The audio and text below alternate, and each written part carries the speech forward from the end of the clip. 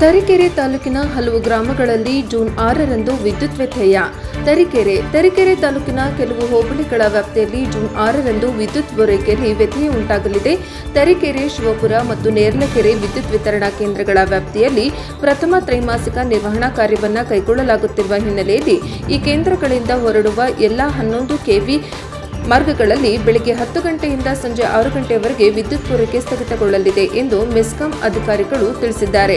ತರೀಕೆರೆ ವಿದ್ಯುತ್ ವಿತರಣಾ ಕೇಂದ್ರದ ವ್ಯಾಪ್ತಿಯ ತರೀಕೆರೆ ಪಟ್ಟಣ, Tarikere water supply, Kadur water supply, Tarikere Kasaba, Doranalu, Sunnadahalli, Pirumenahalli, Hadikere ಹಾಗೂ ಬೆಲ್ಲನಹಳ್ಳಿ ಗ್ರಾಮ ಪಂಚಾಯಿತಿ ವ್ಯಾಪ್ತಿಯ ಗ್ರಾಮಗಳಲ್ಲಿ ವಿದ್ಯುತ್ ವ್ಯತ್ಯಯ ಉಂಟಾಗಲಿದೆ.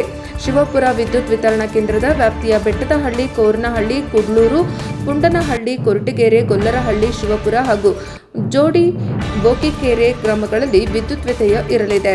ನೇರ್ಲಕೆರೆ ವಿದ್ಯುತ್ ವಿತರಣಾ ಕೇಂದ್ರದ ವ್ಯಾಪ್ತಿಯ ಹುಣಸಘಟ್ಟ, ನೇರ್ಲಕೆರೆ ಹಾಗೂ ಅಮೃತಾಪುರ ಗ್ರಾಮ ಪಂಚಾಯಿತಿ ವ್ಯಾಪ್ತಿಯಲ್ಲೂ ವಿದ್ಯುತ್ ಪೂರೈಕೆಯಲ್ಲಿ ವ್ಯತ್ಯಯ ಉಂಟಾಗಲಿದೆ.